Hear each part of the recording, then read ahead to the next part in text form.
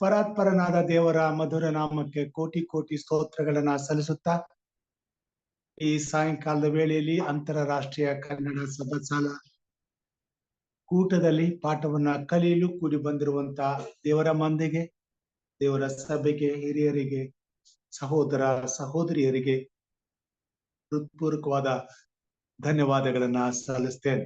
ಕರ್ತನು ನಮ್ಮನ್ನ ಆಶೀರ್ವಾದ ಮಾಡಲಿ.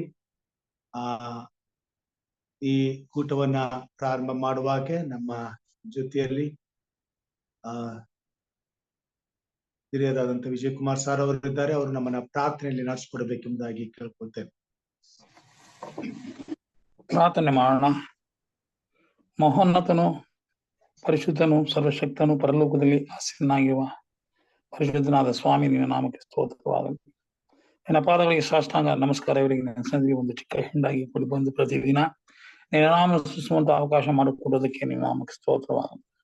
ಈ ಒಂದು ಅಂತಾರಾಷ್ಟ್ರೀಯ ಕನ್ನಡ ಸಭಾಶಾಲೆ ಅನೇಕರಿಗೆ ಇದು ಲಾಭದಾಯಕವಾಗಿ ಆಧ್ಯಾತ್ಮಿಕದ ರೀತಿಯಲ್ಲಿ ಬಲಗೊಂಡು ಸತ್ಯದೇವರು ಯಾರು ಎಂಬುದನ್ನು ತಿಳಿದುಕೊಳ್ಳುವಂತಹ ಒಂದು ಅವಕಾಶ ನಿನ್ನ ಪವಿತ್ರಾತ್ಮನ ಮೂಲಕ ಎಲ್ಲ ಕಡೆ ಪ್ರಸಾರ ಮಾಡಬೇಕೆಂದು ಅಭಿಪ್ರಾಯಿಸಿಕೊಳ್ಳುತ್ತೇವೆ. ಈ ಒಂದು ಸಭಾಶಾಲೆ ಪಾಠಗಳ ಮೂಲಕ ನಾವಲ್ಲದೆ ಅನೇಕರು ಅನ್ಯರು ಸಹ ದೇವರ ವಾಕ್ಯಗಳ ಗುಡಾರ್ಥವನ್ನು ಕಲಿಯುವಂತಹ ಶಕ್ತಿಯನ್ನು ಕೊಟ್ಟು ಬಲಪಡಿಸುತ್ತದೆ. ನಾಮಕ್ಕೆ ಸ್ತೋತ್ರವಾಗಲಿ. ಬಂದಿರುವಂತಹ ಸಹೋದರ ಸಹೋದರಿಯನ್ನು ವಿಶೇಷವಾಗಿ ಆಶ್ರಯಿಸು. ಈ ಒಂದು ಜವಾಬ್ದಾರಿಯನ್ನು ಅಂದ್ರೆ ಈ ಒಂದು ಪಾಠವನ್ನು ತೆಗೆದು ನಡೆಸಿಕೊಡುವಂತಹ ಬೋಧಕರಾದಂತಹ ರಾಜರವರನ್ನು ವಿಶೇಷವಾಗಿ ನಿನ್ನ ಆಶ್ರಯಿಸಿ ಕುಟುಂಬನ ಬಲಪಡಿಸುವ ಆರೋಗ್ಯದಿಂದ ನಡೆಸು. ನಡೆಸುವಂತ ಎಲ್ಲಾ ಸಹೋದರ ಸಹೋದರಿಯನ್ನು ಆಶ್ರಯಿಸಿ ಬಲಪಡಿಸಿ ನಡೆಯುವಂತಹ ಈ ಪಾಠದಿಂದ ಪವಿತ್ರ ಆತ್ಮನ ಸಹಾಯವಿದ್ದು ನಾವು ಹೆಚ್ಚಾಗಿ ಗ್ರಹಿಸಿಕೊಳ್ಳುವುದಕ್ಕೆ ಬೇಕಾದ ಎಲ್ಲಾ ಅರ್ಥಗಳನ್ನು ನೀನೆ ಅನುಗ್ರಹಿಸಿ ನಮ್ಮನ್ನು ಬಲಪಡಿಸಿ ನಡೆಸಿಕೊಡಬೇಕೆಂದು ಪ್ರಭುರಕ್ಷಕನು ಕಾರ್ಯಕರ್ತನಾಗಿರುವ ಯೇಸು ಕ್ರಿಸ್ತನ ಪರಿಶುದ್ಧವಾದ ನಾಮದಲ್ಲಿ ಬೇಡಿಕೊಂಡಿದ್ದೇವೆ ತಂದೆ. ಆಮೆನ್. ತುಂಬಾದಂತ ಪ್ರಾರ್ಥನೆಗಾಗಿ ಹಿರಿಯರಾದಂತಹ ವಿಜಯ್ ಕುಮಾರ್ ಸರ್ ಅವರಿಗೆ ವಂದನೆಗಳನ್ನ ಸಲ್ಲಿಸ್ತೇನೆ.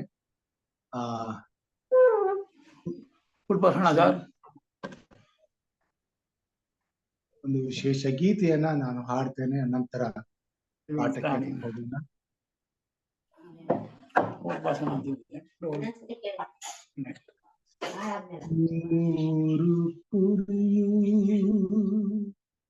ಹಟ್ಟಿಯಲ್ಲಿತ್ತು, ಅದರಲ್ಲಿ ಒಂದು ಕಾಣೆಯಾಗಿತ್ತು. 100 ಕುರಿಯು ಹಟ್ಟಿಯಲ್ಲಿತ್ತು, ಅದರಲ್ಲಿ ಒಂದು ಕಾಣೆಯಾಗಿತ್ತು. ಕಳೆದೋದ ಕುರಿಯು ನೀನಾಗಿರಲು ಹುಡುಕುತ್ತ ಬಂದ ದೇವ ಕುಮಾರ. ಕಂಡೀರ ಕಂಡೀರ ಎನ್ನಾಯ ಕುರಿಯ ಎನ್ನುತ್ತ ಕುರುಬ ಅಲೆದಾಡಿದ. ಕಂಡೀರ ಕಂಡೀರ ಎನ್ನಾಯ ಕುರಿಯ ಎನ್ನುತ್ತ ಕುರುಬ ಅಲೆದಾಡಿದ. ಆಲೆದು ಆಲೆದು ಹುಡುಕಾಡಿದ, ಆಲೆದು ಆಲೆದು ಹುಡುಕಾಡಿದ. 100 ಕುರಿಯು ಹಟ್ಟಿಯಲ್ಲಿತ್ತು, ಅದರಲ್ಲಿ ಒಂದು ಕಾಣೆಯಾಗಿತ್ತು. ಯೆಹೋವನು ನನಗೆ ಕುರುಬನು, ನಿರಂತರವೂ ಕೊರತೆ ಪಾಡೆನು. ಯೆಹೋವನು ನನಗೆ ಕುರುಬನು, ನಿರಂತರವೂ ಕೊರತೆ ಪಾಡೆನು. ಕುರಿಗಳಿಗೆ ನಿಜವಾದ ಕುರುಬನಾತನೇ, ನೀಡುವನು ನೀಡುವನು ಪ್ರೀತಿಯಿಂದ. 100 ಕುರಿಯು ಹಟ್ಟಿಯಲ್ಲಿತ್ತು, ಅದರಲ್ಲಿ ಒಂದು ಕಾಣೆಯಾಗಿತ್ತು. ಕಳೆದೋದ ಕುರಿಯು ನೀನಾಗಿರಲು ಹುಡುಕುತ್ತ ಬಂದ ದೇವ ಕುಮಾರ. ಆಮೇನ್. ದೇವರ ಮಧುರವಾದ ನಾಮಕ್ಕೆ ಕೋಟಿ ಸ್ತೋತ್ರಗಳನ್ನ ಸಲ್ಲಿಸುತ್ತಾ ಮತ್ತೊಮ್ಮೆ ದೇವರ ಮಂದಿಯನ್ನ ಈ ಪರಿಶುದ್ಧವಾದಂತಹ ದೈವಿಕ ಕೂಟಕ್ಕಾಗಿ ಸ್ವಾಗತವನ್ನ ಕೋರುತ್ತೇನೆ. ಈ ಸಮಯದಲ್ಲಿ ಈ ಪಾಠವನ್ನ ನಡೆಸಿಕೊಡಲು ನಮ್ಮ ಸಹೋದರಿ ಶೋಭಾ ಕೇರ್ ಅವರು ನಮ್ಮ ಮಧ್ಯದಲ್ಲಿದ್ದಾರೆ. ಈ ಸಮಯದಲ್ಲಿ ಅವರು ನಮಗೆ ಪಾಠವನ್ನ ನಡೆಸಿಕೊಡುವಂತರಾಗಿದ್ದಾರೆ. ಕರ್ತನು ಅವರನ್ನ ತನ್ನ ಮಹಿಮೆಯ ಕೃಪಾಹಸ್ತದಲ್ಲಿ ನಡೆಸಿ ಈ ಪಾಠದಲ್ಲಿ ಮಹಿಮೆ ಹೊಂದಲಿ ಎಂಬುದಾಗಿ ಪ್ರಾರ್ಥಿಸುತ್ತಾ ಈ ಕಾರ್ಯಕ್ರಮಕ್ಕೆ ನಾನು ಅವರನ್ನ ಸ್ವಾಗತಿಸ್ತೇನೆ.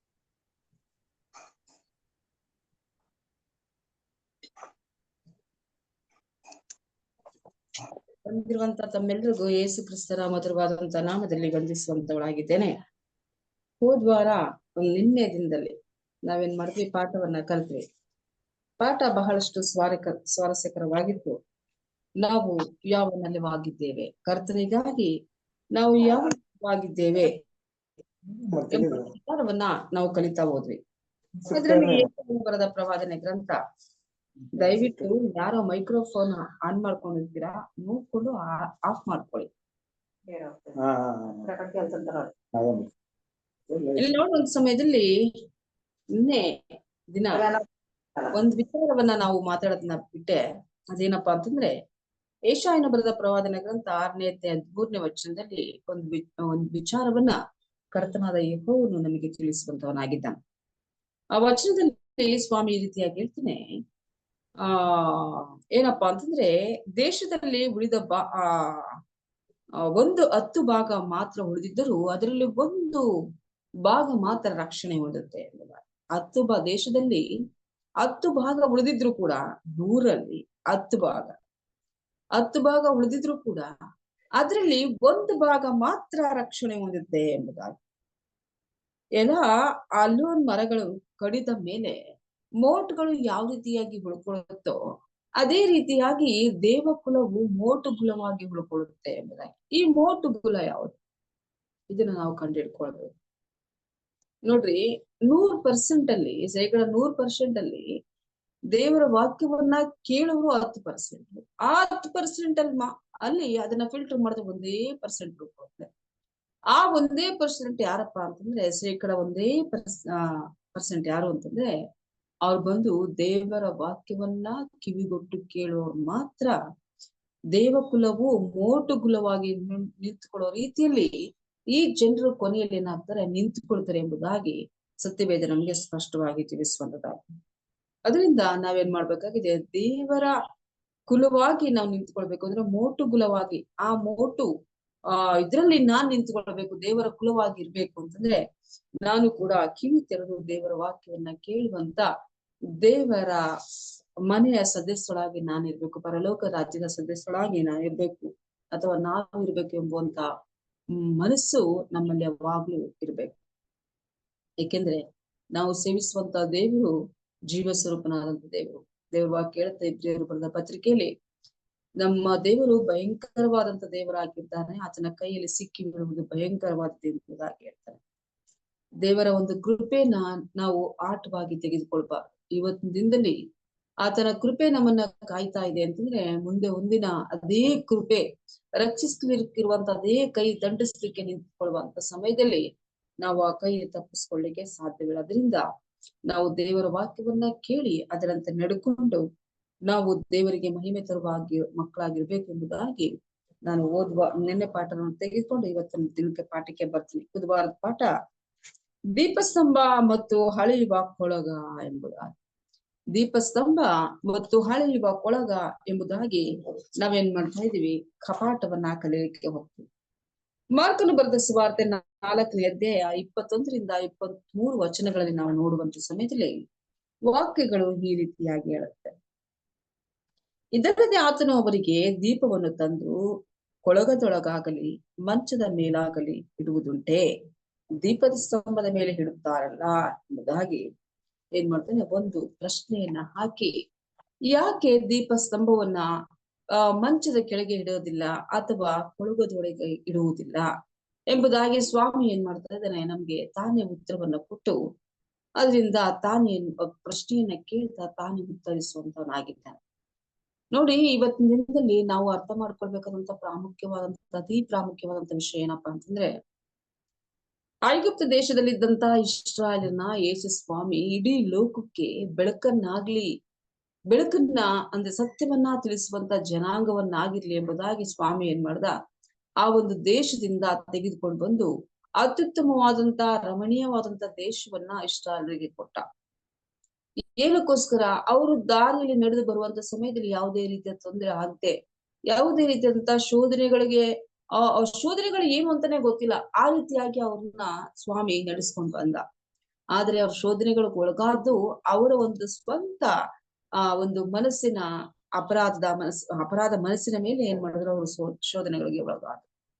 ಅವ್ರನ್ನ ಅಷ್ಟು ದೂರದಿಂದ ತೆಗೆದುಕೊಂಡು ಬಂದಂತ ಮುಖ್ಯವಾದಂತ ಉದ್ದೇಶ ಏನಾಗಿತ್ತು ಅಂತಂದ್ರೆ, ಯೇಸು ಸ್ವಾಮಿಯ ಉದ್ದೇಶ ಇಡೀ ಲೋಕಕ್ಕೆ ರಕ್ಷಣೆಯನ್ನ ಸಾರುವಂತ ಸತ್ಯ ಸಂದೇಶವನ್ನ ಈ ಜನಾಂಗ ಲೋಕಕ್ಕೆ ತಿಳಿಸ್ಲಿ ಎಂಬುದಾಗಿ ತಿಳಿದು ಸ್ವಾಮಿ ಏನ್ ಮಾಡ್ದ, ಸತ್ಯವನ್ನ ತಿಳಿಸುವಂತ ಜನಾಂಗವನ್ನಾಗಿ ಅವ್ರನ್ನ ಆರಿಸಿಕೊಂಡು ಅವ್ರಿಗೆ ಇಸ್ರಾಯೇಲ್ ದೇಶವನ್ನ ಕೊಟ್ಟು ಅವರು ಲೋಕಕ್ಕೆ ಬೆಳಕಾಗ್ಲಿ ಎಂಬುದಾಗಿ. ಇವತ್ತಿನಲ್ಲಿ ಸ್ವಾಮಿ ನಮ್ಮನ್ನ ದೀಪವಾಗಿದ್ಯಾ ಎಂಬುದಾಗಿ ಅಥವಾ ಹೇಳುವಂತದ್ದು ಏನಕ್ಕೆ ಎಂಬುದಾಗಿ ನಾವು ಅರ್ಥ ಮಾಡ್ಕೊಳ್ಬೇಕಾಗುತ್ತೆ. ಇಲ್ಲಿ 2 ಸಾಮ್ಯಗಳನ್ನ ಯೇಸು ಕ್ರಿಸ್ತನು ಒಂದೇ ಒಂದು ಅಧ್ಯಾಯದಲ್ಲಿ ಏನ್ ಮಾಡ್ತಾನೆ ಹೇಳುವಂತದನ್ನ ನಾವು ಕೇಳ್ತೇವೆ.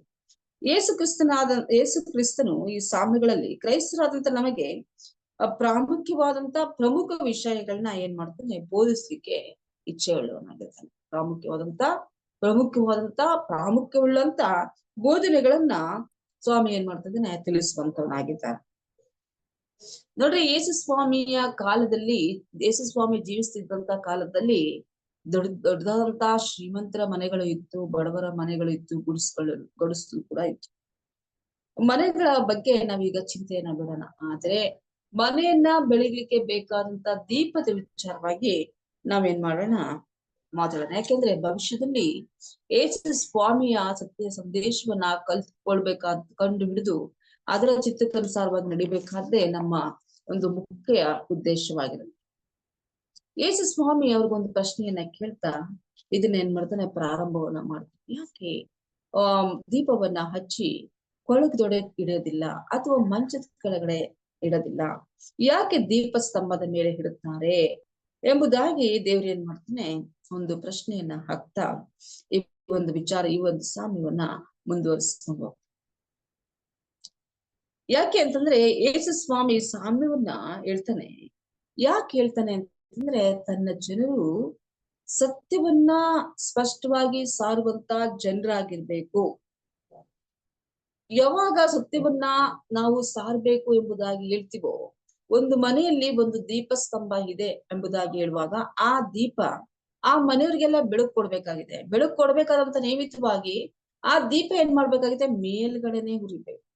ಆ ದೀಪ ಆ ಮನೆಯಲ್ಲಿರೋರಿಗೆಲ್ಲ ಬೆಳಕನ್ನ ಕೊಡ್ಬೇಕಾಗುತ್ತೆ. ಅದೇ ರೀತಿಯಾಗಿ ಈ ಲೋಕದಲ್ಲಿ ಜೀವಿಸುವಂತ ಕ್ರೈಸ್ತರ ಎನಿಸ್ಕೊಂಡಂತ ನಾವು ಈ ಲೋಕಕ್ಕೆ ಬೆಳಕನ್ನ ಚೆಲ್ಲಬೇಕು. ಸತ್ಯದ ಬೆಳಕನ್ನ ಚೆಲ್ಲಿ ಸರ್ವಶಕ್ತನಾದಂತಹ ದೇವರನ್ನ ಮಹಿಮೆ ಪಡಿಸುವಂತ ರೀತಿಯಲ್ಲಿ ನಾವು ಜೀವಿಸ್ಬೇಕು ಎಂಬುವಂತ ಉದ್ದೇಶವನ್ನ ಯೇಸು ಕ್ರಿಸ್ತನು ಹೊಂದಿದ್ನು.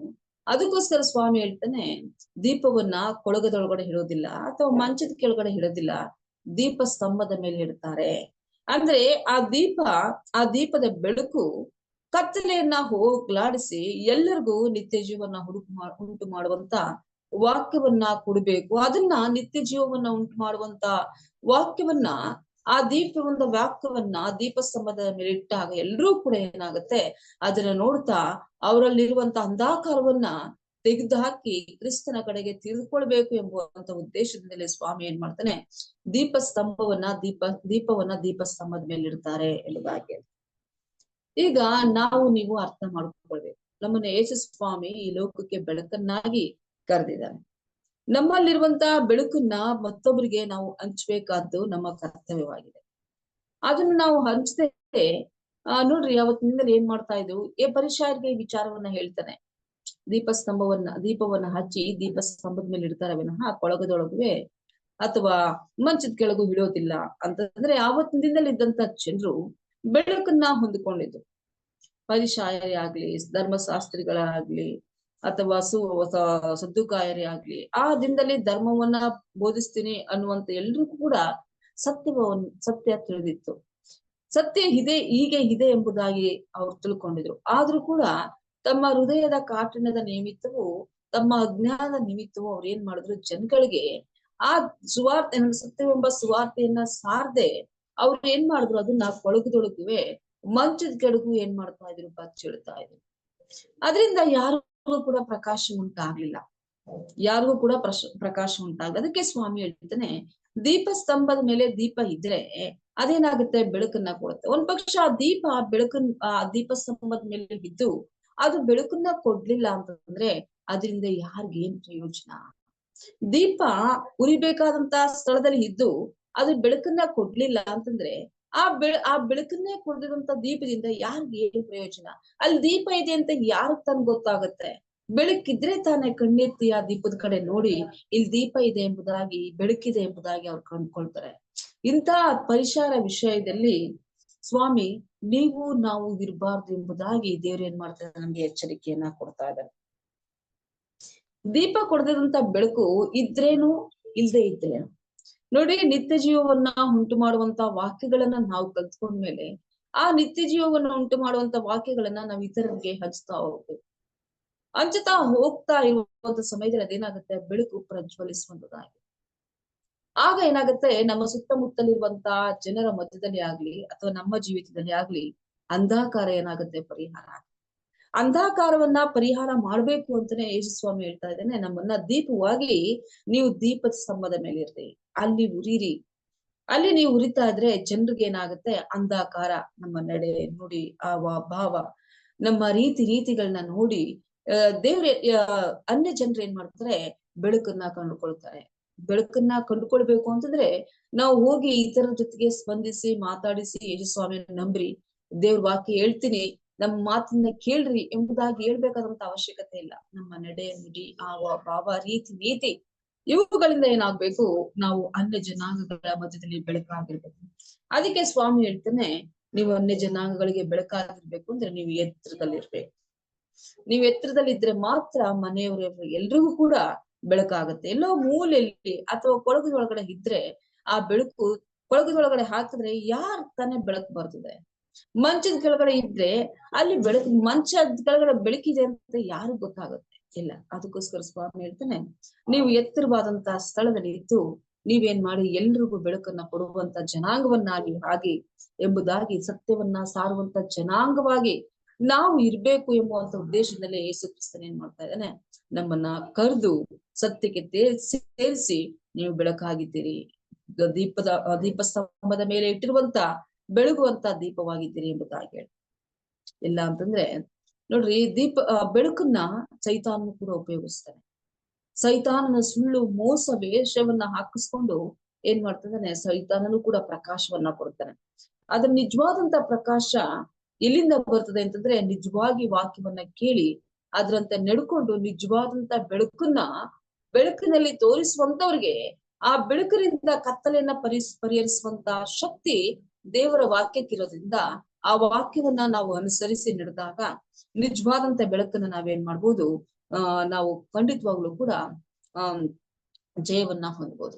ನೋಡ್ರಿ, ಮೊದಲನೇದಾಗಿ ನಾನು ಬೆಳಕಾಗಿರ್ಬೇಕು ಅಂತಂದ್ರೆ ನನ್ನ ಹೃದಯವನ್ನ ನಾನು ಶೋಧಿಸ್ಕೊಳ್ಬೇಕು.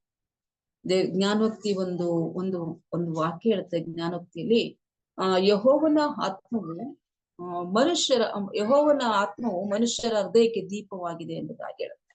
ಯೆಹೋವನ ಆತ್ಮ ನಿಜವಾಗ್ಲೂ ನನ್ನಲ್ಲಿದ್ರೆ ನಾನು ಹೃದಯವನ್ನ ಶೋಧಿಸ್ಕೊಳ್ತೀನಿ.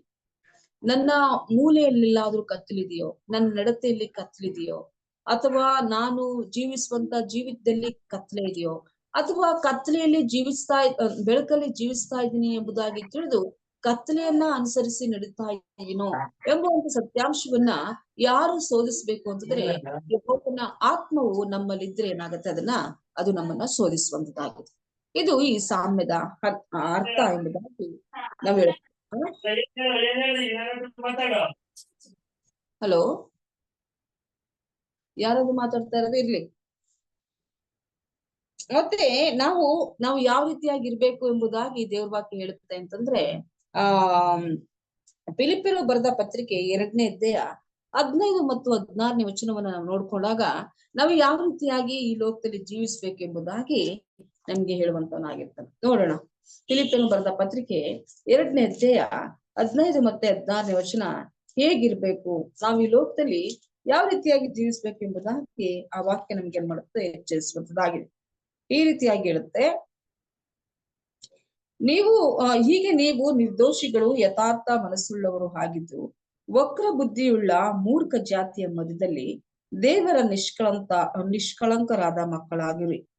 ಇವರೊಳಗೆ ನೀವು ಸರ್ವರಿಗೂ ಜೀವದಾಯಕ ವಾಕ್ಯವನ್ನು ತೋರಿಸಿಕೊಡುವವರಾಗಿದ್ದು ಲೋಕದೊಳಗೆ ಹೊಳೆಯುವ ಜ್ಯೋತಿರ್ಮಂಡಲಗಳಂತೆ ಪ್ರಕಾಶಿಸುತ್ತೀರಲ್ಲ ಎಂಬುದಾಗಿ. ನಾವು ಲೋಕದಲ್ಲೇ ಹೊಳೆಯುವಂತ ಜ್ಯೋತಿರ್ಮಂಡಲಗಳ ಆಗಿರ್ಬೇಕು ಅಂತಂದ್ರೆ ಮೊದಲು ನಮ್ಮ ಆತ್ಮವನ್ನು ನಾವು ಶುದ್ಧೀಕರಿಸಿಕೊಂಡು ನಾವು ಬೆಳಕಿಗೆ ಅನುಸಾರವಾಗಿ ನಾವು ನಡ್ಕೊಳ್ಬೇಕು. ನಾವು ದೀಪವಾಗೋದನ್ನ ಮೊದಲನೇದಾಗಿ ನಾವು ಕಲ್ತ್ಕೊಳ್ಬೇಕು. ಆ ದೀಪ ಹುರಿಬೇಕಾದ್ರೆ ಮೊದಲನೇದಾಗಿ ಆತ್ಮ ಎಂಬ ಎಣ್ಣೆ ಆ ಒಂದು ದೀಪದಲ್ಲಿ ತುಂಬಿಲ್ಬೇಕು. ಆ ಒಂದು ಎಣ್ಣೆ ಮಾತ್ರ ನಮ್ಮನ್ನು ಹುರಿಸ್ಲಿಕ್ಕೆ ಶಕ್ತವಾಗಿದೆ ವಿನಃ ಇನ್ಯಾವುದು ಕೂಡ ನಮ್ಮನ್ನ ಹುರಿಸ್ಲಿಕ್ಕೆ, ಬೆಳಕನ್ನ ಕೊಡ್ಲಿಕ್ಕೆ ಶಕ್ತಿ ಇಲ್ಲ. ಅದಕ್ಕೋಸ್ಕರ ನಾವೇನ್ ಮಾಡ್ಬೇಕಾಗಿದೆ, ಈ ಲೋಕದಲ್ಲಿ ಹೊಳೆಯುವಂತ ಜ್ಯೋತಿರ್ಮಂಡಲಗಳ ಆಗ್ಬೇಕು ಅಂದ್ರೆ ಈ ವಕ್ರ ಬುದ್ಧಿಯುಳ್ಳ ಮೂರ್ಖ ಸಂತತಿಯವರಿಂದ ನಾವು ತಪ್ಪಿಸ್ಕೊಳ್ಬೇಕು ಅಂದ್ರೆ ಮೊದಲನೇದಾಗಿ ಜೀವವುಳ್ಳ ವಾಕ್ಯಗಳನ್ನ ನಾವು ಪ್ರತಿನಿತ್ಯವೂ ಧ್ಯಾನ ಮಾಡ್ತಾ ನಾವು ಈ ಲೋಕಕ್ಕೆ ಬೆಳಕಾಗಿರ್ಬೇಕು ಎಂಬುವಂಥದನ್ನ ಯೇಸು ಸ್ವಾಮಿ ಏನ್ ಮಾಡ್ತಾರೆ ನಮ್ಗೆ ತಿಳಿಸುವಂತವರಾಗಿದ್ದಾರೆ. ಎರಡನೇದಾಗಿ ನೋಡುವಾಗ 2ನೇ ಸಾಮ್ಯವನ್ನ ನಾವು ನೋಡುವಂತ ಸಮಯದಲ್ಲಿ ಅಳಿವ ಅಳದ ಸಾಮ್ಯ ಎಂಬುದಾಗಿ, ಕೊಳಗದ ಸಾಮ್ಯ ಎಂಬುದಾಗಿ ನಾವು ನೋಡ್ತೀವಿ. ನೋಡ್ರಿ, ಯೇಸು ಇದರಿಂದ ಯಾವ ಪಾಠವನ್ನ ನಮಗೆ ಕಲಿಸ್ತಾ ಇದ್ದಾನೆ ಎಂಬುವಂಥದನ್ನ ನಾವು ಎಚ್ಚರಿಕೆಯನ್ನ ನಾವು ಕಲಿಬೇಕು. ಯಾವ ಒಂದು ವಿಚಾರವನ್ನ ಯೇಸು ಸ್ವಾಮಿ ನಮ್ಗೆ ಈ ಪಾಠದಲ್ಲಿ ಕಲಿಸ್ತಾ ಇದ್ದಾನೆ ಎಂಬುದಾಗಿ ನೋಡುವಾಗ ಜ್ಞಾನೋಕ್ತಿ 11ನೇ ಅಧ್ಯಾಯ 1ನೇ ವಚನ ಹೇಳುತ್ತೆ, ಮೋಸದ ತ್ರಾಸು ಯೆಹೋವನಿಗೆ ಅಸಹ್ಯ, ನ್ಯಾಯದ ತೂಕವು ಆತನಿಗೆ ಇಷ್ಟ ಎಂಬುದಾಗಿ. ಮೋಸದ ತ್ರಾಸು ಯೆಹೋವನಿಗೆ ಅಸಹ್ಯ, ನ್ಯಾಯದ ತೂಕ ಆತನಿಗೆ ಇಷ್ಟ ಅಂತ ಹೇಳ್ತಾ ಮತ್ತೊಂದ್ ಕಡೆ ಜ್ಞಾನೋಕ್ತಿ ಹೇಳುತ್ತೆ, ನ್ಯಾಯದ ತೂಕದ ಕಲ್ಲುಗಳನ್ನ ಕತ್ಲೆಗಳನ್ನ ಉಂಟು ಮಾಡಿದವನು ಯೆಹೋವನೇ ಎಂಬುದಾಗಿ ನಮ್ಗೆ ತಿಳಿಸುವಂತಾಗಿದೆ. ಇಲ್ಲಿ ನಾವೆಲ್ಲರೂ ಕೂಡ ಆ ದಿನಸಿ ಅಂಗಡಿಗಳಿಗೆ ಹೋಗಿ ದಿನಸಿ ಸಾಮಾನುಗಳನ್ನ ನಾವು ತೆಗೆದುಕೊಳ್ತೀವಿ. ನಮಗೆಲ್ಲ ಅದು ಸರ್ವಸಾಮಾನ್ಯವಾಗಿ ಗೊತ್ತಿರುವಂತ ವಿಚಾರಗಳು. ಇಲ್ಲಿ ಮಾರುವವರ ಬಗ್ಗೆನೂ ನಮಗೆ ಗೊತ್ತಿರ್ತದೆ, ಕೊಂಡುಕೊಳ್ಳುವಂತ ವ್ಯಕ್ತಿಗಳ ಬಗ್ಗೆನೂ ನಮಗ್ ಗೊತ್ತಿರ್ತದೆ, ಹೌದಲ್ವಾ? ಅಂದಿನ ದಿನಗಳಲ್ಲಿ ಏನಾಗ್ತಿತ್ತು ಅಂದ್ರೆ ಕೊಳಗದಲ್ಲಿ ಹಳಿತಾ ಇದ್ರು, ಸೇರ್ನ ಉಪಯೋಗಿಸ್ತಿದ್ರು, ಪಾವು ಏನಿತರ ಬೇಕಾದಷ್ಟು ಸಣ್ಣ ಸಣ್ಣ ಇದು ಸಾಮಾನುಗಳಿದ್ವು. ಅದ್ರಲ್ಲಿ ಏನ್ ಮಾಡ್ತಾ ಇದ್ರು, ಅವ್ರು ಅವ್ರು ಕೇಳಿದಂತ ಕಿಲೋ ಅಂದ್ರೆ ಗಾತ್ರದಲ್ಲಿ, ಅಥವಾ ಕೊಳಗದಲ್ಲಾದ್ರೆ ಕೊಳಗದಲ್ಲಿ, ಸೇರ್ಲಾದ್ರೆ ಸೇರ್ಲಿ, ಪಾವಲಾದ್ರೆ ಪಾವಲ್ಲಿ ಏನ್ ಮಾಡ್ತಾ ಇದ್ರು, ಅವರು ಹರಿದು ಕೊಡುವಂತದನ್ನ ನಾವು ನೋಡ್ತಾ ಇದ್ವಿ. ಆದ್ರೆ ಇತ್ತೀನ ದಿನಗಳಲ್ಲಿ ನಾವು ಏನ್ ಮಾಡ್ತಾ ಇಲ್ಲ, ಅದನ್ನ ನೋಡ್ತಾ ಇಲ್ಲ. ಹಳ್ಳಿಗಳ ಕಡೆ ಏನಾಗುತ್ತೆ, ಇನ್ನೂ ಕೂಡ ಕೊಳಗ ಸೇರು ಅನ್ನೋದನ್ನ ಎಲ್ಲೋ ಅಪರೂಪಕ್ಕೆ ಏನ್ ಮಾಡ್ತಾರೆ ಜನಗಳು ಉಪಯೋಗಿಸುವಂತದನ್ನ ನಾವು ನೋಡ್ತೀವಿ. ಆದ್ರೆ ಇವತ್ತಿನಲ್ಲಿ ಏನಾಗಿದೆ, ಕಿಲೋಗ್ರಾಮ್ ಲೆಕ್ಕದಲ್ಲಿ ಏನ್ ಮಾಡ್ತೇವೆ, ತೂಕ ಹಾಕೋದನ್ನ ನಾವು ನೋಡುವಂತವರಾಗಿದ್ದೇವೆ. ಇದರಲ್ಲಿ ನಾವು ಕಲಿಬೇಕಾದಂತ ಮುಖ್ಯವಾದಂತ ಉದ್ದೇಶ ಏನಪ್ಪಾ ಅಂತಂದ್ರೆ, ನೀವು ಹಳೆಯುವ ಅಳತೆಯಿಂದಲೇ ನಿಮಗೂ ಹೇಳ್ತಾರೆ, ನೀವು ಹಳೆಯುವ ಅಳತೆಯಿಂದಲೇ ನಿಮಗೂ ಕೂಡ ಹಳಿತಾರೆ ಅಂತ. ಅದು ಒಳ್ಳೇದಾಗಿದ್ರೆ, ನಾನು ಒಳ್ಳೇದನ್ನ ಸರಿಯಾಗಿ ಹಳೆದಿದ್ರೆ ಒಳ್ಳೇದು ನನ್ನ ಮಡ್ಲಿಗೆ ಏನಾಗುತ್ತೆ, ಹೆಚ್ಚಾಗಿ ಬರುತ್ತೆ. ಕೆಟ್ಟದನ್ನ ನಾನು ಹೆಚ್ಚಾಗಿ ಹಳೆದಿದ್ರೆ ಅದರಿಂದ ಬರುವಂತ ಪ್ರತಿಫಲವನ್ನ ನಾವು ತೆಗೆದುಕೊಳ್ಳಬೇಕು. ನಾನು ಹಣಜಿಯನ್ನ ಬಿತ್ತಿದ್ರೆ ಹಣಜಿ ಹೆಚ್ಚಾಗಿ ಫಲ ಕೊಡುತ್ತೆ, ಗೋಧಿಯನ್ನ ಬಿಚ್ಚಿದ್ರೆ ಗೋಧಿ ಕೂಡ ಹೆಚ್ಚಾಗಿ ಏನಾಗುತ್ತೆ, ಫಲ ಕೊಡುವಂತದ್ದಾಗಿದೆ. ಇದರಲ್ಲಿ ನಾವು ತಿಳ್ಕೊಳ್ಬೇಕಾದಂತ ಪ್ರಾಮುಖ್ಯತೆ ಏನಪ್ಪಾ ಅಂತಂದ್ರೆ, ನಾವು ಯಾವ ವಿಚಾರದಲ್ಲಿ ನಾವು ತೀರ್ಮಾನವನ್ನ ತೆಗೆದುಕೊಳ್ತೀವೋ, ಯಾವ ರೀತಿಯಾಗಿ ನಾವು ಹಳಿತೀವೋ, ನಮ್ಮ ಮನಸ್ಸಿನ ಅಳತೆ ಹೇಗಿದೆಯೋ, ಯಾವುದೇ ವಿಚಾರದಲ್ಲಾಗ್ಲಿ, ಲೋಕದ ವಿಚಾರದಲ್ಲಾಗ್ಲಿ, ಆತ್ಮಿಕವಾದಂತ ವಿಚಾರದಲ್ಲಾಗ್ಲಿ, ಬಡವರನ್ನ ಟ್ರೀಟ್ ಮಾಡುವಂತ ವಿಚಾರದಾಗ್ಲಿ, ಅಥವಾ ಶ್ರೀಮಂತರನ್ನ ನಾವು ಪ್ರೀತಿಸುವಂತ ವಿಚಾರದಲ್ಲೇ ಆಗ್ಲಿ, ನಾವು ಯಾವ ರೀತಿಯಾದಂತ ರೀತಿಯಲ್ಲಿ ಹಳಿತೀವೋ ಅದೇ ಅಳತೆ ಏನಾಗುತ್ತೆ, ನಮ್ಮ ಮಡ್ಲಿಗೆ ಚೆನ್ನಾಗಿ ಏನಾಗುತ್ತೆ, ಸುರಿಯಲ್ಪಡುತ್ತೆ. ಇದನ್ನ ಒಂದಲ್ಲ ಒಂದು ರೀತಿಯಲ್ಲಿ ನಾವು ಈ ಒಂದು ವಿಚಾರವಾಗಿ ಅರ್ಥ ಮಾಡ್ಕೊಂಡು ಅದನ್ನ ಯೇಸು ಸ್ವಾಮಿಯಿಂದ ನಮ್ಮ ಮಡ್ಲಿಗೆ ಹಾಕಿಸ್ಕೊಂಡಿರುವಂತದ್ದು ಸತ್ಯ. ಯಾಕೆಂತಂದ್ರೆ ನಾವು ಅಂತ ಒಂದು ಯೇಸು ಸ್ವಾಮಿಯನ್ನ ನಂಬಲಿಕ್ಕೂ ಮೊದ್ಲಾಗಿ ನಾವು ಅಳೆಯುವಂತ ಅಳತೆ ಕಿರ್ದಾಗಿತ್ತು. ಕಿರ್ದನ್ನ ದೊಡ್ಡದನ್ನ ಅಗಲ ಮಾಡ್ತಿದ್ವಿ, ಅಗಲವಾದದನ್ನ ಕಿರ್ದು ಮಾಡ್ತಾ ಇದ್ವಿ. ಯಾಕೆಂದ್ರೆ ನಮ್ಗಿನ್ನೂ ಸತ್ಯ ಗೊತ್ತಿರ್ಲಿಲ್ಲ. ಸತ್ಯ ಗೊತ್ತಿಲ್ಲದಂತ ಸಮಯದಲ್ಲಿ ನಾವು ಈ ತರ ಎಲ್ಲ ಮಾಡಿರೋದುಂಟು, ನಾನು ಕೂಡ ಮಾಡಿರೋದುಂಟು, ನಾನು ಧೈರ್ಯವಾಗಿ ಒಪ್ಕೊಳ್ತೀನಿ. ಆದ್ರಿಂದ ಇವತ್ತಿನ ದಿನದಲ್ಲಿ ನಾವು ಯೇಸು ಸ್ವಾಮಿಯನ್ನ ಸ್ವಂತ ರಕ್ಷಕನನ್ನಾಗಿ ಅಂಗೀಕರಿಸ್ಕೊಂಡ್ಮೇಲೆ ನಮ್ಮ ಅಳತೆ ಹೇಗಿದೆ, ನಾವು ಅಳೆಯುವುದು ಯಾವುದರ ಮುಖಾಂತರವಾಗಿ ನಾವು ಅಳಿತಾ ಇದ್ದೀವಿ? ದೇವರಿಗೆ ನ್ಯಾಯವಾದ ತೂಕದಲ್ಲಿ ನಾವು ಅಳಿತಾ ಇದ್ವೋ, ಅಥವಾ ದೇವರಿಗೆ ವಿರೋಧವಾಗಿ ನಾನು ಕಟ್ಲೆ ಚೀಲಗಳನ್ನ ಕಲ್ಲುಗಳನ್ನ ಮೇಲು ಕೀಳು ಮಾಡ್ತಾ ನಾನು ಈ ಲೋಕದಲ್ಲಿ ಜೀವಿಸ್ತಾ ಇದ್ದೀನ? ಇಂಥ ಜೀವಿತದಲ್ಲಿದ್ರೆ ಯೇಸು ಸ್ವಾಮಿ ಬಂದಾಗ ನನಗೆ ಯಾವ ರೀತಿಯಾದಂತ ಬಹುಮಾನವನ್ನ ಕೊಡಬಹುದು? ಯಾಕೆಂದ್ರೆ ನಾವು ಅಳೆಯುವ ಅಳತೆಯಿಂದಲೇ ನಮ್ಗೆ ಅಳೆಯುತ್ತೆ ಎಂಬುದಾಗಿ ದೇವ್ರ ವಾಕ್ಯ ನಮ್ಗೆ ಹೇಳುವಂತದ್ದಾಗಿದೆ. ಇನ್ನೂ ಒಂಚೂರು ಮುಂದಕ್ಕೆ ಹೋದ್ರೆ, ನಾನು ಹೇಗ್ ತೀರ್ಪು ಮಾಡ್ತೀನೋ ಅದರಂತೆ ನನಗೂ ಕೂಡ ಏನಾಗುತ್ತೆ, ತೀರ್ಪು ಆಗುತ್ತೆ ಎಂಬುದಾಗಿ ದೇವ್ರು ನನಗೆ ಎಚ್ಚರಿಸುವಂತವನಾಗಿದ್ದಾನೆ. ನಾನು ಕ್ರೈಸ್ತನಾಗಿದ್ದಾಗ ಯಾವ ರೀತಿಯಾದಂತ ನನ್ನ ಜೀವಿತವನ್ನ ನಾನು ಜೀವಿಸ್ತಾ ಇದ್ದೀನಿ? ನಿಜವಾಗ್ಲೂ ನಾನು ಅಳೆಯುವಂತ ಅಳತೆ ದೇವರ ವಾಕ್ಯವೆಂಬ ಅಳತೆಯಿಂದ ಅಳೆದು ನನ್ನ ಹೃದಯದಲ್ಲಿ ತುಂಬಿರುವಂತದನ್ನ ಮತ್ತೊಬ್ಬರ ಬೊಕ್ಕಸಕ್ಕೆ ಹಾಕ್ತಾ ಇದೀನ, ಅಥವಾ ಕೆಟ್ಟದನ್ನ ತುಂಬಿಕೊಂಡು ಕೆಟ್ಟದರ ಬೊಕ್ಕಸದೊಳಗಿಂದ ನಾನು ಮತ್ತೊಬ್ಬರಿಗೆ ಕೆಟ್ಟದನ್ನೇ ತುಂಬುತ್ತಾ ಇದ್ದೀನ? ಯಾವ ರೀತಿಯಾದಂತ ಅಳತೆಯನ್ನ ನಾನು ಅಳಿತಾ ಇದ್ದೀನಿ? ಯಾವ ರೀತಿಯಾದಂತ ಅಳತೆಯಲ್ಲಿ ಅಳಿಲಿಕ್ಕೆ ನಾನು ನಿಂತ್ಕೊಂಡಿದ್ದೀನಿ? ಯೇಸು ಸ್ವಾಮಿ 2ನೇ ಸಾರಿ ಪ್ರತ್ಯಕ್ಷನಾಗುವಂತ ಸಮಯದಲ್ಲಿ ನನ್ನ ಅಳತೆಯನ್ನೇ ತಗದು ನನ್ನ ಸರಿಗೆ ಆಗ್ತಾನಲ್ವಾ? ಅದನ್ನೇ ನಾನು ಏನ್ ಮಾಡಿರ್ತೀನೋ, ನಾನು ಏನ್ ಬಿತ್ತಿರ್ತೀನೋ ಅದನ್ನೇ ನಾನು ಕುಯ್ಬೇಕು. ಮತ್ತೊಂದನ್ನ ಕುಯ್ಲಿಕ್ಕೆ ಆಗತ್ತಾ? ನಾನ್ ಬೇವನ್ನ ಬಿತ್ಬಿಟ್ಟು ನಾಳೆ ದಿನದಲ್ಲಿ ನನ್ ಮಾವು ಬೇಕು ಅಂದ್ರೆ ನಿಜವಾಗ್ಲೂ ಮಾವು ನನ್ಗೆ ಸಿಕ್ಕತ್ತಾ? ನಾನು ಏನ್ ಬಿತ್ತಿದ್ದೀನಿ, ಏನ್ ಹಳದಿದ್ದೀನಿ, ಅದೇ ತಾನೇ ನನ್ನ ಮಡಲಿಗೆ ಬರ್ಬೇಕು. ಕ್ರೈಸ್ತರಾದಂತ ನಮ್ಗೆಲ್ಲ ಇದು ಎಚ್ಚರಿಕೆಯ ಪಾಠವಾಗಿದೆ. ಯೇಸು ಸ್ವಾಮಿ ಸುಮ್ನೆ ನಾವು ಕಾಟಾಚಾರಕ್ಕೆ ಸತ್ಯವೇದವನ್ನ ಓದ್ಕೊಂಡು ಹೋಗ್ಬಾರ್ದು. ಸತ್ಯವೇದವನ್ನ ಓದುವಾಗ ಒಂದೊಂದು ವಿಚಾರದಲ್ಲೂ ಕೂಡ ಸ್ವಾಮಿಯು ಬಹಳಷ್ಟು ಅರ್ಥಗಭಿತ್ತ ಸಣ್ಣದಾಗಿದಂತ ಇವೇಂದಲೂ ಸ್ವಾಮಿ ನಮ್ಗೆ ಪಾಠ ಕಲಿಸ್ಲಿಕ್ಕೆ ಇದ್ದಾನೆ. ಸಣ್ಣದಾದಂತ ವಸ್ತುವಿನಿಂದ ಹಿಡಿದು ಬೃಹದಾಕಾರವಾಗಿ ಬೆಳೆದು ನಿಂತಿರುವಂತ ಬೆಟ್ಟ, ಗುಡ್ಡ, ನಕ್ಷತ್ರ, ಸೂರ್ಯ, ಚಂದ್ರಗಳಿಂದಲೂ ನಮ್ಗೆ ಏನ್ ಮಾಡ್ತಾನೆ, ಬುದ್ಧಿಯನ್ನ ಕಲಿಸುವಂತವನಾಗಿದ್ದಾನೆ. ಇಂಥದನ್ನೆಲ್ಲಾ ಕಲಿತಾ ಇರುವಂತ ನಾವು ಯಾವ ರೀತಿಯಾಗಿ ಕ್ರಿಸ್ತನ ರಾಜ್ಯಕ್ಕೋಸ್ಕರ ನಾನು ಸಿದ್ಧಳಾಗ್ತಾ ಇದ್ದೇನೆ ಮತ್ತು ನನ್ನ ನೆರೆಯವರನ್ನ ನಾನು ಸಿದ್ಧಪಡಿಸ್ತಾ ಇದ್ದೇನೆ ಎಂಬುವಂತ ವಿಚಾರವನ್ನ ನಾವೇನ್ ಮಾಡ್ಬೇಕಾಗಿದೆ, ಮನೆಗಾಣ್ಬೇಕಾಗಿದೆ. ಯಾಕೆಂದ್ರೆ ನಾವು ಇತರರಿಗೆ ಕರುಣೆ ತೋರಿಸಿದಷ್ಟೇ ಕರುಣೆಯನ್ನು ದೇವರು ನಮಗೆ ತೋರಿಸುತ್ತಾನೆಂಬ ಪ್ರಾಮುಖ್ಯವಾದ ಸತ್ಯವನ್ನು ನಾವು ಹೇಗೆ ಚೆನ್ನಾಗಿ ತಿಳಿದುಕೊಳ್ಳಬೇಕು. ಹೌದಲ್ವಾ? ನಾವು ಕರುಣೆ ತೋರಿಸ್ಬೇಕು. ಕರುಣೆ ಯಾಕೆಂದ್ರೆ ದೇವ್ರ ವಾಕ್ಯ ಹೇಳುತ್ತೆ, ಕರುಣೆಯು ನ್ಯಾಯ ತೀರ್ಪಿನ ದಿನದಲ್ಲಿ ಕರುಣೆಯು ಗೆದ್ದು ಹಿಗ್ಗುವುದು ಎಂಬುದಾಗಿ ಹೇಳ. ಕರುಣೆಯೇ ನ್ಯಾಯ ತೀರ್ಪನ್ನ ಗೆದ್ದು ಹಿಗ್ಗುತ್ತೆ ಅಂತ ಹೇಳುವಂತ ಸಮಯದಲ್ಲಿ ನಾವು ಮತ್ತೊಬ್ಬರಿಗೆ ಅಳೆಯುವ ಅಳತೆಯಿಂದ ಯಾವ ರೀತಿಯಾದಂತ ಕರುಣೆಯನ್ನ ನಾವು ಚೆನ್ನಾಗಿ ತೋರಿಸಬಹುದು ಎಂಬುವಂತ ಸತ್ಯಾಂಶವನ್ನ ನಾವು ಅರ್ಥ ಮಾಡ್ಕೊಳ್ಬೇಕು. ನಾವು ಅರ್ಥ ಮಾಡ್ಕೊಳ್ಳಿಲ್ಲ ಅಂತ ಇವೆರಡು ನೋಡ್ರಿ, ನೆನ್ನೆದಕ್ಕಿಂತ ಇವತ್ತು ಬಹಳ ಪ್ರಾಮುಖ್ಯವಾಗಿದೆ. ನೆನ್ನೆ ಒಳ್ಳೆ ನೆಲವಾಗಿರ್ಬೇಕು ಎಂಬುದಾಗಿ ಹೇಳ್ತಾ, ಇವತ್ತಿನ ದಿನದಲ್ಲಿ ನಾವು ದೀಪಸ್ತಂಭಗಳಾಗಿರ್ಬೇಕು, ಒಳ್ಳೆ ದೀಪವಾಗಿರ್ಬೇಕು. ಆ ದೀಪವನ್ನ ಸ್ವಾಮಿ ದೀಪ ಸ್ತಂಭದ ಮೇಲೆ ಇಟ್ಟಾಗ ಎಲ್ರಿಗೂ ಬೆಳಕು ಕೊಡುತ್ತೆ ಅಂತ ಹೇಳ್ತಾನೆ. ಎರಡನೇದಾಗಿ ನೀನ್ ಅಳಿಯುವಂತ ಅಳತೆ ಹೇಗಿರ್ಬೇಕು? ಯಾಕೆಂತಂದ್ರೆ ಯಾವುದೂ ಕೂಡ ರಹಸ್ಯವಾಗಿರೋದಿಲ್ಲ. ಅದನ್ನ ನಾವು ಚೆನ್ನಾಗಿ ಅರ್ಥ ಮಾಡ್ಕೊಳ್ಬೇಕು. ಯಾವುದೂ ಕೂಡ ರಹಸ್ಯವಾಗಿರೋದಿಲ್ಲ. ಎಲ್ಲವೂ ಬಯಲಿಗೆ ಬರುತ್ತೆ. ಎಲ್ಲವೂ ಕೂಡ ಗುಟ್ಟಾಗಿರೋದಿಲ್ಲ. ಎಲ್ಲವೂ ಕೂಡ ಮಾಳಿಗೆಯ ಮೇಲೆ ನಿಂತ್ಕೊಂಡು ಸಾರುವಂತದ್ದಾಗಿದೆ. ಅಂದ್ಮೇಲೆ ನಿಮ್ಮ ಜೀವಿತದಲ್ಲಿ ನಡೆಯುವಂತ ಪ್ರತಿಯೊಂದು ಘಟನೆಯನ್ನು ಕೂಡ ಸ್ವಾಮಿ ಏನ್ ಮಾಡ್ತಾನೆ, ಒಂದೊಂದು ದಿನವೂ ಕೂಡ ನಾವು ಮಾಡಿರುವಂತ ಪ್ರತಿ ಕ್ಷಣದ ಒಂದು ವಿಚಾರವೂ ಕೂಡ ಲಿಖಿತವಾಗಿರೋದ್ರಿಂದ ನಾವು ಯಾವುದರಿಂದನೂ ಕೂಡ ತಪ್ಪಿಸ್ಕೊಳ್ಳಿಕ್ ಆಗಲ್ಲ. ಅದಕ್ಕೋಸ್ಕರ ನೀವು ಏನನ್ನ ಮಾಡಬಹುದು ಎಂಬುದಾಗಿ ಹೇಳುವಾಗ ನಾವು ಅಳೆಯುವ ಅಳತೆ ಸರಿಯಾಗಿರ್ಬೇಕು. ಯಾಕೆಂದ್ರೆ ನಾನು ಅಳೆಯುವ ಅಳತೆ ಸರಿಯಾಗಿರ್ಲಿಲ್ಲ ಅಂತಂದ್ರೆ ನಾನು ಅಳೆದಿರ್ತೀನೋ ನನ್ನ ಸಹೋದರನಿಗೋ ನನ್ನ ನೆರೆಯವರಿಗೋ ನನ್ನ ಕುಟುಂಬದವರಿಗೋ ನಾನು ಅಳೆದಿರ್ತೀನೋ ಅದೇ ರೀತಿಯಾದಂತಹ ಅಳತೆ ಸರಿಯಾಗಿ ತಕ್ಕ ಹಾಗೆ ನಿಮ್ಮ ಮಡ್ಲಿಗೂ ಕೂಡ ಬೀಳುವಂತದ್ದಾಗಿದೆ. ಅದರಿಂದ ನಾವು ಬಹಳ ಎಚ್ಚರಿಕೆಯುಳ್ಳವರಾಗಿ ಲೋಕದಲ್ಲಿ ನಾವು ಒಳ್ಳೆಯ ದೀಪ ಸ್ತಂಭಗಳ ಮೇಲೆ ಇಡಲ್ಪಟ್ಟಿರುವಂತಹ ದೀಪವಾಗಿ ಲೋಕಕ್ಕೆ ಬೆಳಕನ್ನ ಕೊಡುವಂತ ಕ್ರೈಸ್ತರಾಗಿ ನಾವು ಅಳೆಯುವ ಅಳತೆಯಿಂದ ಯಾರಿಗೂ ಕೂಡ ನೋವಾಗದ ರೀತಿಯಲ್ಲಿ ನಮ್ಮ ಜೀವಿತವನ್ನ, ಯಾಕೆಂದ್ರೆ ನಾವು ಅಳೆಯುವಂತ ಅಳತೆ ಬೇರೆಯವ್ರಿಗೆ ನೋವು ಉಂಟು ಮಾಡಲ್ಲ. ಅವ್ರಿಗೆ ನಮ್ಮ ಗುಣಗಳು ಗೊತ್ತಾಗತ್ತೆ. ಆಗ ಅವ್ರು ಏನ್ ಮಾಡ್ತಾರೆ, ಬಿಡು ಅನ್ಕೋತಾರೆ. ಆದ್ರೆ ನಾವು ಅಳೆಯುವಂತ ಅಳತೆ ನಮಗೆ ನೋವನ್ನ ಉಂಟುಮಾಡುತ್ತೆ, ನಮಗೆ ಮೋಸವನ್ನ ಮಾಡುತ್ತೆ. ನಾವು ಅಳೆಯುವಂತ ಅಳತೆ ನಾವು ಸರಿಯಾದಂತ ರೀತಿಯಲ್ಲಿ ಅಳಿಲಿಲ್ಲ ಅಂತಂದ್ರೆ ಆ ಅಳತೆ ನನ್ನನ್ನ ಏನ್ ಮಾಡುತ್ತೆ, ಮೋಸಕ್ಕೆ ನಡೆಸುವಂತ.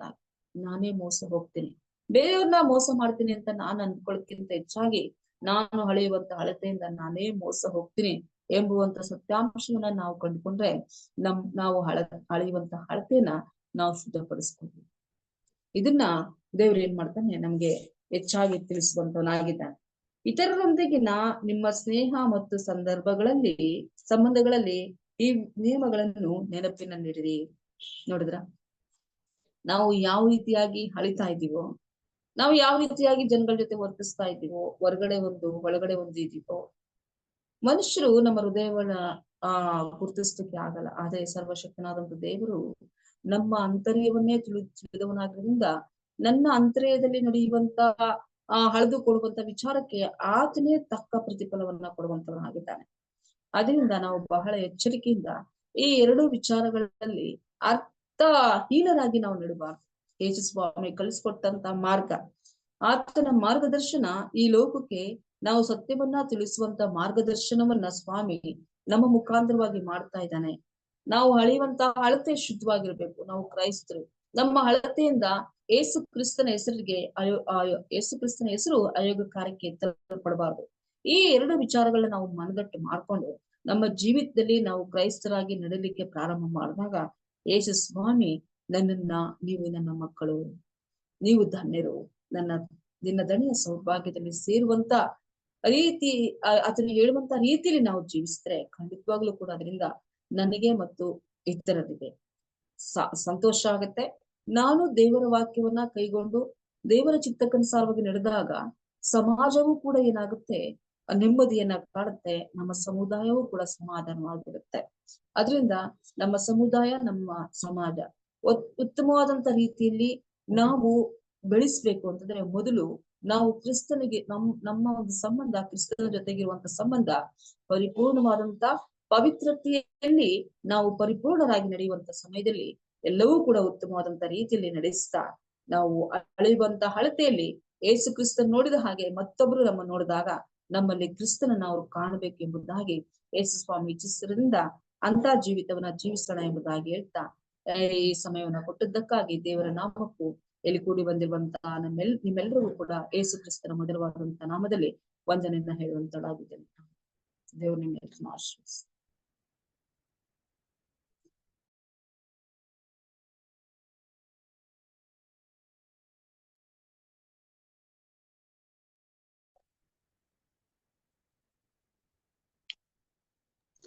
ಸಭಾಶಾಲೆಯ ಪಾಠವನ್ನ ಸವಿವರಾಗಿ ತಿಳಿಸಿಕೊಟ್ಟಂತಹ ಶೋಭಾ ಸಹೋದರಿಗೆ ಹೃದಯಪೂರ್ವಕವಾದ ವಂದನೆಗಳನ್ನು ಸಲ್ಲಿಸುವಂತವಳಾಗಿದ್ದೇನೆ.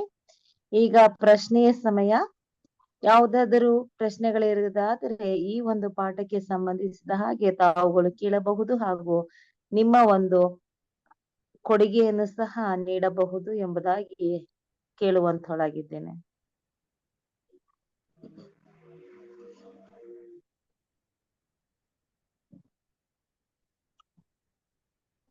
ಯಾವುದೇ ಪ್ರಶ್ನೆಗಳಿಲ್ಲದ ಪಕ್ಷದಲ್ಲಿ ನಾವು ಪ್ರಾರ್ಥನೆಯ ಹಂತಕ್ಕೆ ತೆರಳುವ.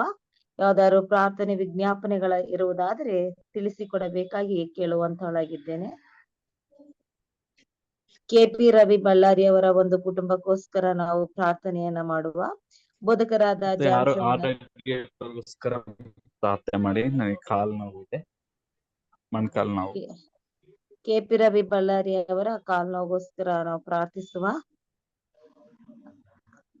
ಬೋಧಕರಾದ ಜಾನ್ಸನ್ ಶರಣಪ್ಪರವರು ಪ್ರಾರ್ಥನೆಯನ್ನ ಮಾಡಬೇಕಾಗಿ ಹಾಗೂ ಬೋಧಕರಾದ ST ಸಾಲಮನ್ ರವರು ಅಂತ್ಯಾಶೀರ್ವಾದದಲ್ಲಿ ನಡೆಸಬೇಕಾಗಿ ಕೇಳುವಂತವಳಾಗಿದ್ದೇನೆ. ಕನ್ನಡ ಅಂತಾರಾಷ್ಟ್ರೀಯ ಸಭಾಶಾಲೆಗೋಸ್ಕರ ಪ್ರಾರ್ಥನೆಯನ್ನ ಮಾಡಿ. ಪ್ರಾರ್ಥನೆ ಮಾಡಿಕೊಳ್ಳೋಣ. ಪ್ರೀತಿ ಸ್ವರೂಪನಾದ ದೇವರಿನ ನಾಮಕನ ಸ್ತೋತ್ರ ಸ್ವಾಮಿ. ಈ ಸಾಯಂಕಾಲ ಸಮಯಕ್ಕಾಗಿ ವಂದನೆ ಸಲ್ಲಿಸ್ತೇವೆ.